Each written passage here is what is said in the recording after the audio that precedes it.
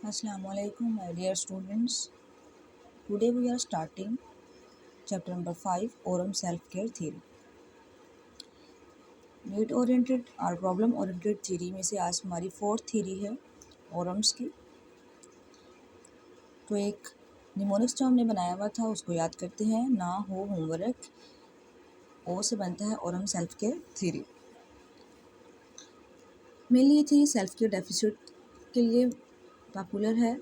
तो हम देखेंगे कि ओरम ने सेल्फ केयर डेफिसिट और नर्सिंग सिस्टम के बारे में किस तरह से एक्सप्लेन किया है। हम मेन इसका कॉन्सेप्ट समझ लेते हैं पहले किसी को थ्योरी को पढ़ने से पहले, ताकि हमें जो चैप्टर के अंदर है वो समझ आ सके कि हम क्या पढ़ने जा रहे हैं। की कॉन्सेप्ट में आपने 3 चीज़ें याद रखनी हैं जो ओरम ने डिस्क्राइब की हैं: self care agency, nursing agency और सेल्फ केयर डिमांड। तो आपको सबसे पहले पता होना चाहिए कि सेल्फ केयर क्या है। सेल्फ केयर कहते हैं अपनी केयर करना, मीन अपने साथ जुड़े हुए लोगों की केयर करना बगैर किसी की हेल्प लिए हुए। तो ये सेल्फ केयर है, मतलब एक बंदे को अपने आप को मेंटेन रखना आना चाहिए। जैसे हमने पीछे 14 यूनिट्स में पढ़ा था, तो ये है कि अपनी केयर करता है पर्सन, और फिर जो साथ रहने वाले लोग हैं जैसे उसकी फैमिली है उसकी भी वो साथ केयर कर रहे हैं। तो उस ओरम के according every individual has ability and responsibility for self care and for others, कि वो अपनी केयर भी कर सकता है और अपने साथ कुछ लोगों की केयर भी कर सकता है। तो आइए देखते हैं ओरम की थ्योरी के अंदर और कौन कौन सी थ्योरी है। तो जो ओरम की सेल्फ केयर थ्योरी है वो मेनली 3 अदर थ्योरीज या माइनर थ्योरीज के ऊपर कंसिस्ट करती है। वो कौन सी हैं? एक है self care theory, self care deficit theory और तीसरा है नर्सिंग सिस्टम। तो सेल्फ केयर थ्योरी में क्या आता है, ये मेन कंसेप्ट मैंने लिखा हुआ है आपके सामने। सेल्फ केयर थ्योरी में आएगा 3 चीज़ें: यूनिवर्सल, डिवेलपमेंटल और हेल्थ डेविएशन। हम इनको डिटेल से पढ़ लेते हैं अभी। यूनिवर्सल में क्या है? हमारी यूनिवर्सल नीड आती हैं जो बेसिक नीड्स हैं, जैसे वाटर है, एयर है, फूड है, सेफ्टी है। फिर हमारे सोशल इंटरेक्शंस आ जाते हैं। तो ये यूनिवर्सल नीड्स में आती हैं हमारी, जिसमें हम सेल्फ केयर यानी कि हमारी सेल्फ केयर थ्योरी की यूनिवर्सल जो नीड्स हैं या हमारी यूनिवर्सल सेल्फ केयर है उसमें ये सारी चीज़ें आ जाएगी, मतलब जो सबके लिए सेम होती हैं। उसके बाद डेवलपमेंटल होती हैं। अब डेवलपमेंटल हमारी जो रिक्वायरिस्टिक्स हैं उसमें क्या आएगा? ये रिक्वायरमेंट्स हमारी स्टेज के साथ, हमारी डेवलपमेंट के साथ, हमारी ग्रोथ के साथ चेंज होती हैं। तो हम ये देखेंगे जैसे जॉब है, आपकी जॉब मिल गई है, उस पर आपने किस तरह से अडेप्ट करना है, या फिर ये किसी से जॉब छीन गई है, या फिर डेवलपमेंट में कोई नई चेंजेस आ रही हैं जैसे प्यूबर्टी है, या और भी ये जैसे मैरिज है। तो ये सारी डेवलपमेंटल या फिर ग्रोथ स्टेजेस होती हैं, इसमें हमने किस तरह से अडॉप्ट करना होता है और इसमें हमें अपनी किस तरह से केयर करनी है। फिर अगला पॉइंट है हमारा हेल्थ डेविएशन का। ये वो पॉइंट्स होते हैं जो हमें इलनेस या इंजरी के बाद असिस्ट कर रहे होते हैं। फॉर एग्जाम्पल, एक पर्सन को कोई ट्रॉमा हो गया है, कोई इलनेस हुई है, कोई एक्सीडेंट हुआ है, उसके बाद वो अपनी केयर किस तरह से करता है। तो ये हेल्थ डेफिशिएंट केयर कब होती है? किसी इलनेस या इंजरी होने के बाद। उसके बाद अगले पॉइंट पे आते हैं self care deficit. Self care deficit theory जो है,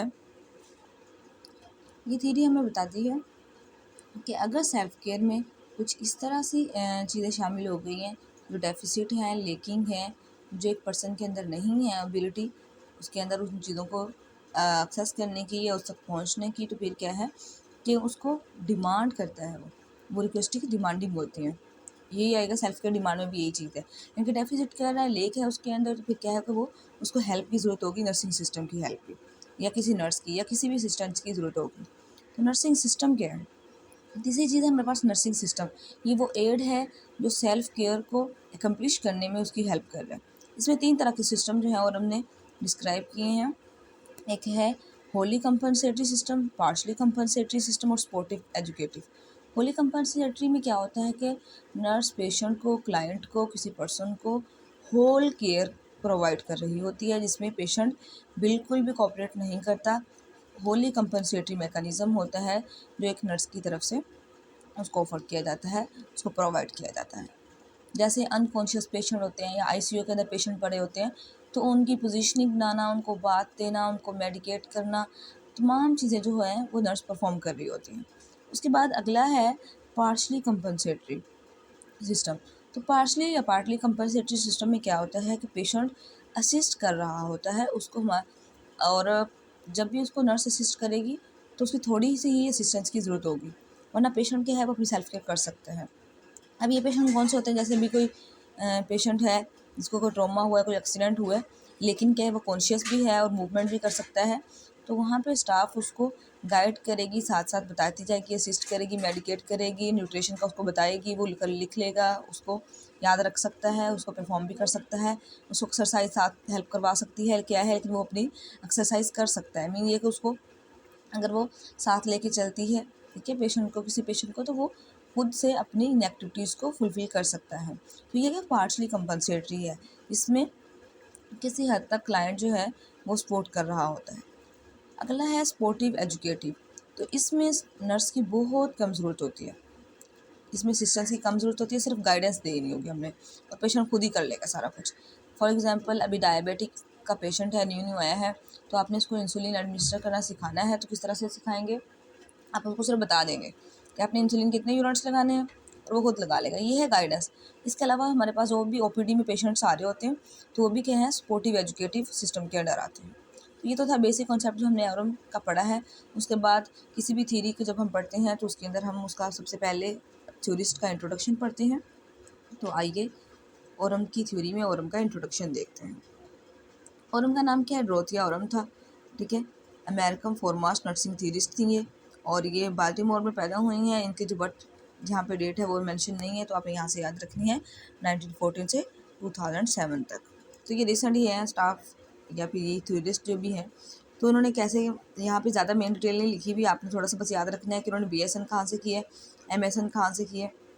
बाकी इतनी ज़्यादा डिटेल में जाने की ज़रूरत नहीं है क्योंकि इतनी चीज़ें याद भी नहीं रहती। अब इन्होंने नए ड्यूटी नर्स के तौर पे, स्टाफ नर्स के तौर पे और एज अ टीचर भी काम किया हुआ है। बाकी आपने याद रखना है कि इन्होंने इस जनरल हॉस्पिटल में ड्यूटी के दौरान क्या किया और हमने नर्सिंग प्रैक्टिस की एक डेफिनेशन डेवलप की थी। अब इनकी पब्लिकेशन आपने जब भी कोई थ्योरी पढ़नी है तो उनमें से एक पब्लिकेशन जो है वो मेनली याद करनी होती है।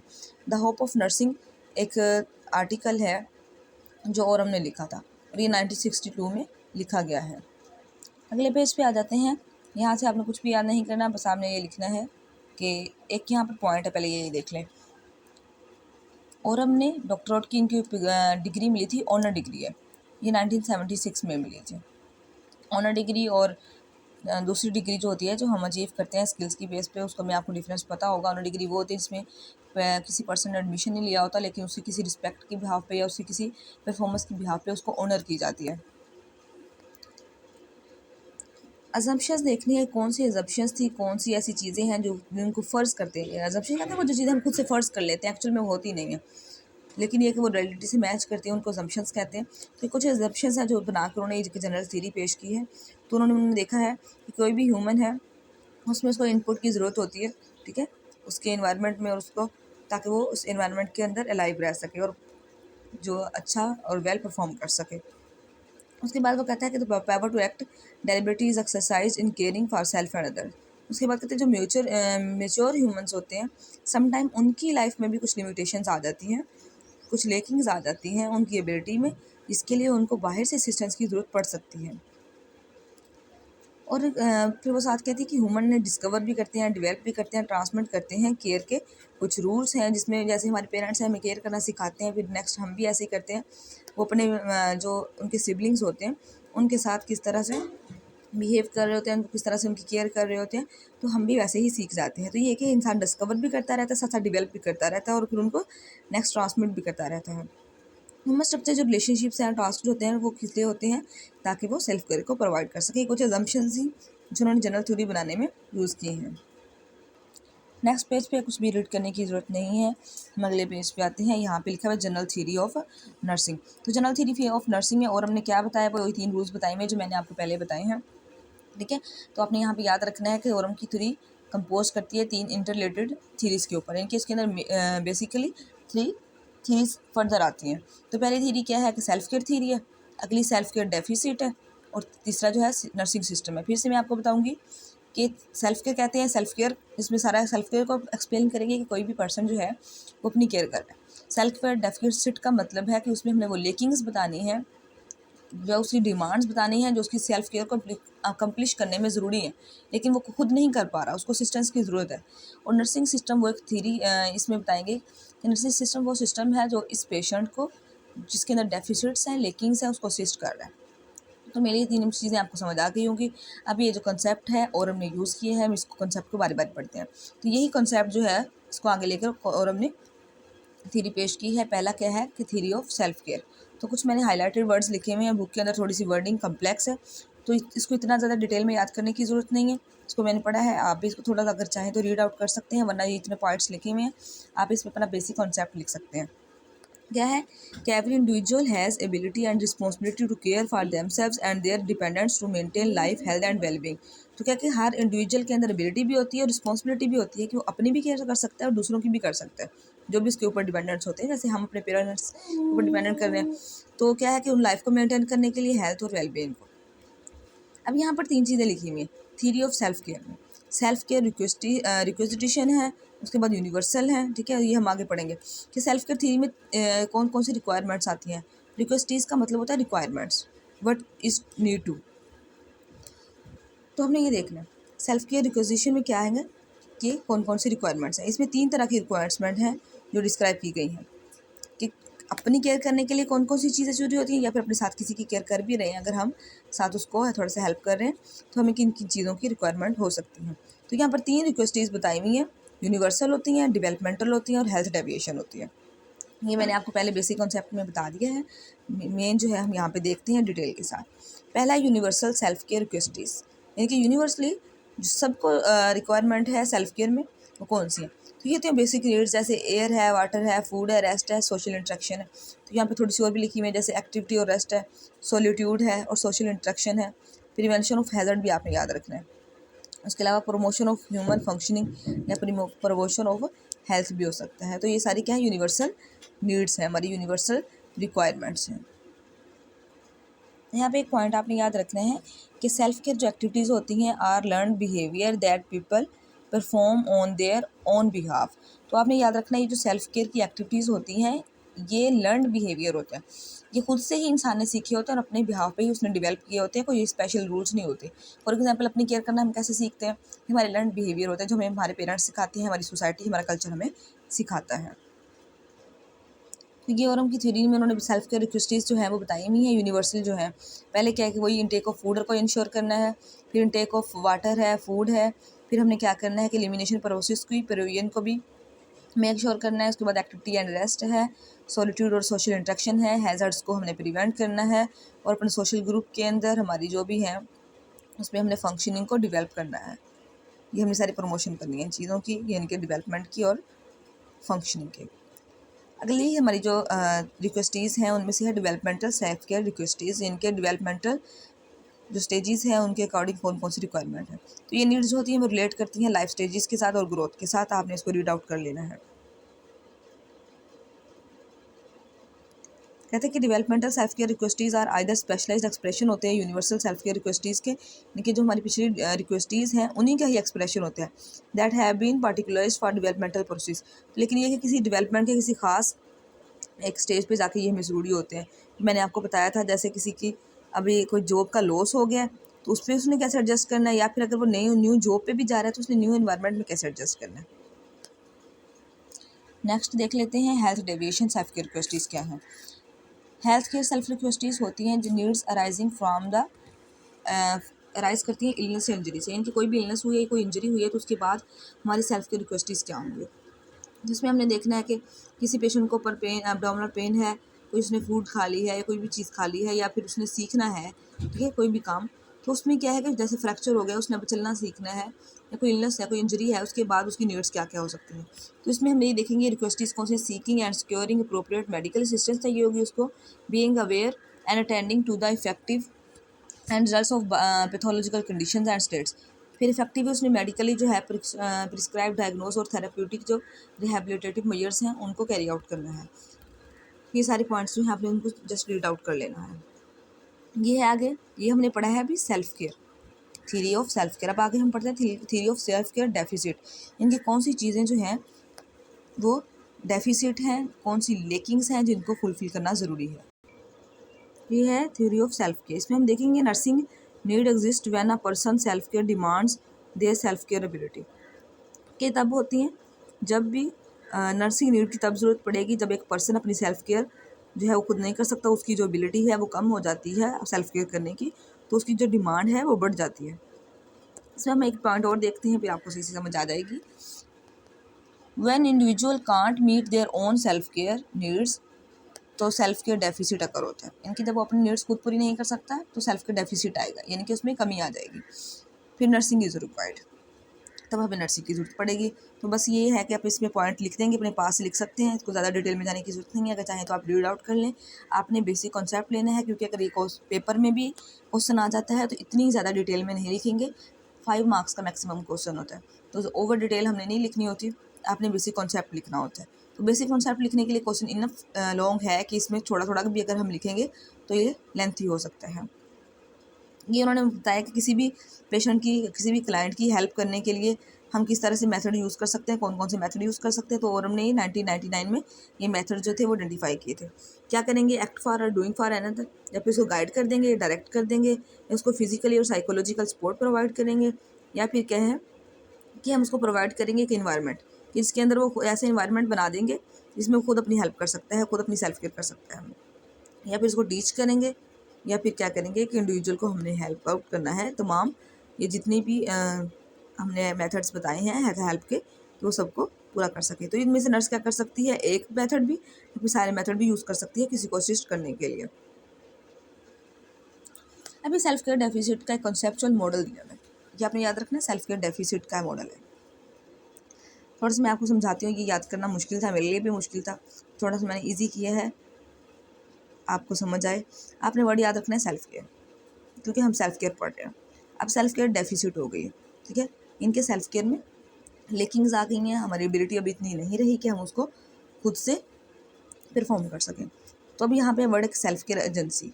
सेल्फ केयर एजेंसी कहते हैं कि इंडिविजुअल की एबिलिटी को, कि वो कितने परफॉर्म कर सकता है अपनी सेल्फ केयर को, यानी कि मेरे अंदर कितनी एबिलिटी है कि मैं अपनी केयर कर सकता हूँ, इसको कहते हैं self care agency, my own agency. ठीक है, मेरी एजेंसी क्या कर रही है, तो ये होगी सेल्फ केयर एजेंसी। ये उसकी एक तरफ हम एक सेल्फ केयर एक मेन वर्ड है, दो कंपैरिजन रखेंगे कि सेल्फ केयर एजेंसी इनके उसके अंदर कितनी एबिलिटी है। दूसरी हम रखेंगे सेल्फ केयर डिमांड्स, इनके कौन सी ऐसी चीज़ें हैं जो खुद से वो एजेंसी फुलफिल नहीं कर सकती और उसको डिमांड है, बाहर से लेके आएगा। फॉर एग्जाम्पल, आप ना इसकी मिसाल किसी शॉप से ले लें, कोई एक एजेंसी है, वो सारा काम करके सारा मटेरियल खुद बनाती है, तो उसकी अपनी एबिलिटी है, लेकिन कुछ इंस्ट्रूमेंट्स जो हैं, कुछ इक्विपमेंट्स ऐसे हैं वो खुद नहीं बना रही, तो वो बाहर से उसको डिमांड होगी, तो वो उसकी कंपनी की एजेंसी की डिमांड होगी, तो ये सेल्फ केयर एजेंसी होगी, दूसरी तरफ उसकी सेल्फ केयर डिमांड है। तो हम क्या करेंगे, दो टोटल केयर एक्शंस होते हैं जो needed to meet self care requisites, इनके सेल्फ केयर रिक्वेस्टीज को पूरा करने के लिए ज़रूरी होते हैं, लेकिन वो बंदा खुद से परफॉर्म नहीं कर सकता, इसी को डेफिसिट कहते हैं। ठीक है, और तीसरी चीज़ यहाँ पे फिर कौन आएगा जो इन डिमांड्स को पूरा करेगा, वो नर्सिंग एजेंसी होती है। नर्सिंग एजेंसी क्या होती है, नर्स की एबिलिटी होती है कि टू प्रोवाइड केयर, ज़ाहिर है नर्स के अंदर भी तो इतनी एबिलिटी होनी चाहिए ना कि वो उन रिक्वेस्टीज़ को फुलफिल कर सके। तो जब ये सारा मॉडल हम बनाएंगे तो एक डेफिसिट का मॉडल बन जाता है, इसको कहते हैं कॉन्सेप्चुअल फ्रेमवर्क ऑफ नर्सिंग। तो यानी कि ये चारों चीज़ें आपस में रिलेट कर रही हैं, और जो डेफिसिट है एजेंसी और डिमांड के दरमियान, ये एबिलिटी थी, एबिलिटी में से जो डेफिसिट आया उसके बाद उसकी डिमांड्स बन गई हैं। फॉर एग्जांपल, मैं हर काम कर सकता हूँ लेकिन मैं लिख नहीं सकता, तो ये मेरी डेफिसिट है और ये मेरी डिमांड है। फिर अब मुझे डिमांड क्या है कि मुझे लिखना सिखाया जाए, और यहाँ पे फिर थर्ड जो है पार्टी कोई नर्सिंग एजेंसी हो सकती है, कोई टीचर हो सकता है जो मुझे लिखना सिखाएगा, तो इस तरह से मैं अपनी सेल्फ केयर करना सीख जाऊँगी। या फिर एक पर्सन है वो सारा कुछ कर सकता है, लेकिन ये कि उसको ड्रेसिंग करने में मुश्किल है। ठीक है, जैसे उसकी कोई आर्म का फ्रैक्चर है तो वो ड्रेसिंग नहीं कर सकता, सेल्फ केयर वो पूरी कर रहा है, दूसरे हाथ से वो ब्रश कर रहा है, कंघी कर रहा है, ठीक है, ट्राउज़र चेंज कर सकता है, लेकिन क्या है कि वो आर्म फ्रैक्चर है तो उसको शर्ट पहनने में थोड़ी सी दिक्कत है। वॉक कर सकता है, वो न्यूट्रिशन वो सही से ले रहा है, हर काम कर रहा है, लेकिन क्या काम नहीं कर सकता, तो फिर क्या करेगा वो डिमांड करेगा कि ये वाले काम में मुझे असिस्ट किया जाए। तो ये है उनकी वो नीड्स जिनको फुलफ़िल करना ज़रूरी है। तो यहाँ से जो हमारी थर्ड पार्टी है, हमारी जो आउटसाइडर हेल्प है, असिस्टेंस है, वो आके उसको असिस्ट करेगी। तो ये बेसिक जो हैं, और हमने 5 एरियाज डिस्क्राइब किए थे एक्टिविटी के नर्सिंग प्रैक्टिस के लिए, उनको देख लेना है आपने एक दफ़ा। तीसरी चीज़ देखेंगे नर्सिंग सिस्टम। ठीक है, तो ये जो थ्योरी है, ये जो सिस्टम है, डिस्क्राइब करता है कि किसी पेशेंट की हेल्प किस तरह की जाती है। हम आपने ये तो देख लिया ना कि वो यहाँ पे डिमांड्स कौन सी हैं, किन किन को पूरा करना ज़रूरी है, तो हम यहाँ देखेंगे कि कोई भी नर्स है, कोई भी सिस्टम है, किस तरह से किसी को हेल्प आउट कर सकता है। बेसिकली इस पेज पे ज़्यादा पढ़ने की ज़रूरत नहीं है, हम यहाँ नीचे आ जाएंगे, यहाँ पे हम ये 3 सिस्टम्स देखेंगे। जिनके थ्रू किसी की हेल्प की जा सकती है। ये है Holi compensatory system, partially compensatory system और स्पोर्टिव एजुकेटिव सिस्टम। तो यहाँ पर आपने ज़्यादा डिटेल में जाना नहीं है। ये है होली कंपनसेटरी सिस्टम, इसको एक दफ़ा रीड आउट कर लेंगे। इसमें एग्जांपल मैंने आपको बता ली है कि कोई भी पेशेंट है जो कोमा में है, ठीक है, या फिर क्या है कि वो ऐसे आईसीयू में पड़ा हुआ पेशेंट है जिसको अपनी सेल्फ केयर का बिल्कुल भी अवेयरनेस नहीं है। उसमें क्या है कि फुल्ली वो आपके ऊपर डिपेंडेंट होगा, होली कंपनसेटरी होगा सिस्टम आपका, जिसमें आप फुल केयर प्रोवाइड कर रहे होते हैं, ठीक है। तो हम ये एक मॉडल दिया हुआ है करैक्टरिस्टिक्स का, क्लासिफिकेशन ऑफ नर्सिंग सिस्टम, जिसमें नर्सिंग सिस्टम की जो तीनों क्लासिफिकेशंस हैं उनको हम समझते हैं। पहले देखेंगे हम होली कंपनसेटरी सिस्टम। इसमें क्या है, नर्स के एक्शन है, पेशेंट के एक्शन। ये आपको पता है कि पेशेंट की जो एक्शन है वो बिल्कुल लिमिटेड हो चुके हैं, इसमें पेशेंट बिल्कुल भी हेल्प नहीं कर रहा। तो आप यहाँ पे ये 3 वर्ड्स लिखे हुए हैं, ये याद रखना मुश्किल होते हैं, तो आप इनको चेंज कर सकते हैं। मीन के यहाँ पे आप एग्जांपल्स लिख सकते हैं या आप वो मेन पॉइंट्स लिख सकते हैं जिसमें एक होली कंपनसेटरी केयर दी जा रही होती है, जिसमें क्या है कि अकम्प्लिश की जाती है पेशेंट की थेरेप्यूटिक जो सेल्फ केयर है टोटली। दूसरा क्या करेंगे, दूसरी चीज़ क्या आएगी, कंपनसेट करेगी पेशेंट को inability to engage self care, यानी कि वो इंगेज नहीं कर रहे। हो सकता है वो कॉन्शियस हो लेकिन क्या है कि वो इंगेज कर ही नहीं पा रहे आपकी अपनी सेल्फ केयर में। तो फिर आपको क्या करोगे, आप वो भी आपके ऊपर होली डिपेंड कर रहा होता है। जैसे स्पोर्टिव एंड प्रोटेक्टिव पेशेंट, इनके अगर एक पेशेंट है फॉर एग्जांपल किसी हैजर्ड के अंदर है, वो बिल्कुल इमोबाइल है, कोई भी हैजर्ड आ जाएगा तो वो भी फुली आपके ऊपर डिपेंड कर रहा है। उसको आप ये तो नहीं कहेंगे कि भाई आग लग गई है भाग जाए, वो बिल्कुल भी नहीं भाग सकेगा, फुली वो आपके ऊपर डिपेंड कर रहा है, तो उसको आपकी सपोर्ट और प्रोटेक्शन की ज़रूरत होती है। इसमें क्या कि पेशेंट का जो एक्शन होता है वो बहुत लिमिटेड होता है, नर्स एक्शन परफॉर्म कर रही होती है और ये जो सिस्टम है होली कंपनसेटरी होते हैं। आप कैसे याद रखेंगे, nurse does everything for patient, for example unconscious patient. उसके बाद आते हैं पार्शली कंपनसेटरी सिस्टम के ऊपर। तो इसमें नर्स की एक्शन है लेकिन इसके साथ साथ पेशेंट की एक्शन है, यानी कि दोनों मिलकर अपने गोल्स को म्यूचुअली अचीव कर रहे हैं। क्या करेगी, परफॉर्म करेगी some self care limitation of patient. इसमें कहते हैं सबसे पहले जो पेशेंट होगा उसके अंदर लिमिटेशन होगी टॉप, यानी कि जिसको हमें संभालना हार्ड है हमारे लिए। तो उसमें क्या है, लिमिटेशन है पेशेंट में, लेकिन क्या सम है, ये नहीं कि पूरे के पूरे एक्शन जो है वो लिमिटेड है, कुछ एक्शन जो है उसके वो लिमिटेड है। फिर क्या करना है, कंपनसेट करना है सेल्फ केयर लिमिटेशन को। हम इन लिमिटेशन को कंपनसेट करेंगे, पेशेंट को असिस्ट करेंगे क्योंकि उसको असिस्टेंस की ज़रूरत है। उसके बाद परफॉर्म करेंगे सम सेल्फ केयर मेजर्स, देखेंगे कि कौन कौन सी सेल्फ केयर मेजर्स जो है वो कर सकता है, उनको परफॉर्म करवाएंगे। उसके बाद पेशेंट के एक्शंस में क्या आ जाएगा, रेगुलेट करता है सेल्फ केयर एजेंसी को, यानी कि अपनी वो जो एबिलिटीज़ हैं उनको वो रेगुलेट करना सीख जाता है। उसके बाद एक्सेप्ट करता है केयर को और असिस्टेंट फ्रॉम नर्स। ये भी बड़ी बात है कि वो जो उसको केयर के बारे में, असिस्टेंस के बारे में उसको गाइड किया जा रहा है उसको एक्सेप्ट करे, उनको परफॉर्म करना शुरू कर दे। तो ये भी क्या है कि उसमें पेशेंट के एक्शंस में आ जाएगा, किसी भी तरह की हेल्प को, किसी भी तरह की गाइडेंस को एक्सेप्ट कर लेना। यहाँ पर हम देखेंगे कि बहुत नर्स एंड पेशेंट जो होते हैं शेयर करते हैं केयर एक्टिविटीज़, इनके नर्स और पेशेंट दोनों क्लाइंट मिलकर अपने म्यूचुअली गोल को अचीव करते हैं। अब इसकी एग्जांपल लेंगे, पोस्ट सर्जरी पेशेंट, पेशेंट की सर्जरी हो गई है, उसके बाद पेशेंट को केयर प्रोवाइड करनी है। तो हम क्या करते हैं, पेशेंट को एजुकेट कर रहे होते हैं, सम सिस्टम्स उसको प्रोवाइड कर रहे होते हैं, तो पेशेंट खुद भी जैसे वॉक करना वो सीख जाएगा, न्यूट्रिशन लेना सीख जाएगा, हम साथ उसको गाइड कर रहे होंगे, समहाउ मेडिकेशन वगैरह कर रहे होते हैं, उसको पेन को मैनेज कर रहे होते हैं। देखिए जैसे फॉर एग्जांपल एक पेशेंट को फीवर हो गया है तो उसको साथ स्पंजिंग हम करवा भी देंगे, लेकिन क्या कि थोड़ी सी साथ एक्सरसाइज वगैरह और जो न्यूट्रिशन वगैरह उसने मेंटेन करनी है उसको खुद ही सीख लेगा और खुद ही परफॉर्म कर लेगा। तीसरा आता है हमारे पास जो सिस्टम है नर्सिंग एक्शन में, वो है सपोर्टिव और एजुकेटिव सिस्टम। इसमें हमने सिर्फ पेशेंट को सपोर्ट करना होता है और एजुकेट करना होता है, हमने ज़रा भी उसके एक्शंस परफॉर्म नहीं करने होते। एकम्प्लिश करेंगे उसकी सेल्फ केयर को और रेगुलेट करेंगे उसको एक्सरसाइज और डेवलपमेंट वगैरह को। इसमें देखेंगे patient can perform self care but need है उसको गाइडेंस की, टीचिंग्स की और सपोर्ट की। अब इसमें कौन से पेशेंट आ जाएंगे, अभी मैंने आपको एग्जांपल पहले भी बताई थी। जैसे कोई पेशेंट है जिसको डायबिटीज़ हुई है, तो भी आपने उसको इंसुलिन मैनेज करना सिखानी है कि इंसुलिन किस तरह से इंजेक्ट करनी है। या फिर ओपीडीज़ के अंदर जो भी पेशेंट आते हैं आउटडोर में, वो पेशेंट आते हैं और जाते हैं, आप उनको सिर्फ एजुकेट करते हैं, तो उन पेशेंट में आप कुछ भी परफॉर्म नहीं कर रहे होते, क्योंकि अगर परफॉर्मेंस की ज़रूरत पड़ेगी तो उनको वार्ड में एडमिट करते हैं। तो वहाँ पर सिर्फ आप पेशेंट को गाइड कर रहे होते हैं, टीच कर रहे होते हैं, उनको सपोर्टिव केयर प्रोवाइड कर रहे होते हैं। तो ये जो है आगे पार्शली कंपनसेटरी नर्सिंग सिस्टम की डिटेल बताई हुई है, आप इसको गो थ्रू कर सकते हैं किसी एमसीक्यू के लिए। लेकिन ये कि मेरे ख्याल में इंशाल्लाह आपको इस मॉडल के ज़रिए आपको इन्हें समझ आ गई होगी और एग्जांपल्स के ज़रिए आप ये 3 पॉइंट्स लिखें, ये एक जो है थोड़ा सा एक स्केच बना दें क्लासिफिकेशन ऑफ नर्सिंग सिस्टम का, ये इनफ है। अगले पेज पे सपोर्टिव एजुकेटिव नर्सिंग सिस्टम। तो इसमें क्या करना है, हमने देख लेंगे। The patients requirement for help are confined to decision making, behaviour control and requiring knowledge and skills. Nurse का रोल क्या होता है, is to promote patient as self care agent. The nurse role in this system is primarily that for reach or consultant. Next आते हैं paradigms के ऊपर। Next हम देखते हैं पैराडाइम्स ऑफ ओरम्स थ्योरी। तो यहाँ पे ह्यूमन बीइंग को किस तरह से उन्होंने डिस्क्राइब किया है।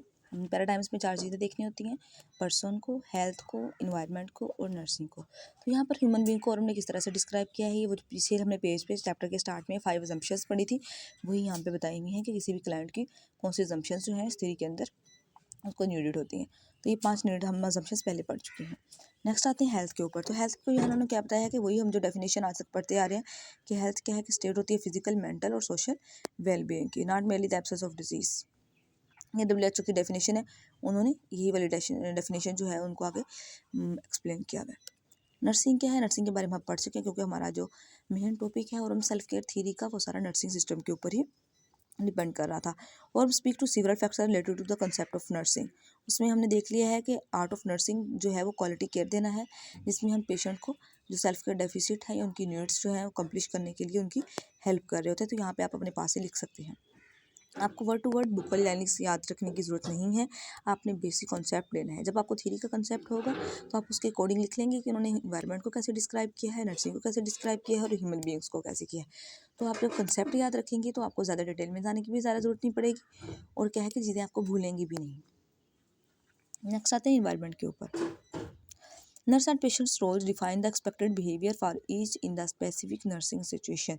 तो ये क्या है, various factors that influence the expected role behaviours are culture हो सकता है, उसका एनवायरनमेंट हो सकता है, age, sex, health, setting and finance. तो रोल ऑफ नर्सिस क्या है कि पेशेंट का और नर्सिस का रोल क्या है, complementary to each other, both work together accomplish goals of self care. यानी कि दोनों मिलकर काम करेंगे तो ही सेल्फ केयर की जो गोल है उसको अचीव किया जा सकता है।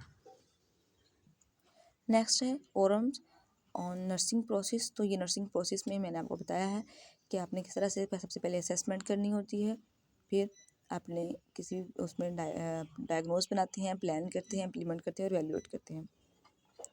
लेकिन जो ओरम्स का है नर्सिंग प्रोसेस क्या है, she discuss 3 step nursing process which she labels the technology process operation of nursing practice. Step 1 में क्या नर्सिंग डायग्नोज बनाते हैं और उसको प्रिस्क्राइब करते हैं, ठीक है, ये कि कौन कौन सी उसकी नीड्स हैं, कौन सी उसकी सेल्फ केयर डेफिसिट्स हैं। फिर डिज़ाइन करेंगे कि नर्सिंग सिस्टम, देखेंगे कि होली कंपनसेटरी है, पार्शली है या फिर एजुकेटिव सपोर्टिव प्रोवाइड करनी है, ठीक है। इसमें क्या करें, प्लान करें डिलीवर ऑफ केयर को। तीसरा होता है हमारे पास production and management of the nursing system, also labelled planning and control. This can be compare to implementation of evaluation phases of present nursing process. तो क्या आएंगे वही 5 स्टेप्स, लेकिन क्या उन्होंने 3 में उनको कम सारी को डिज़ाइन कर दिया है।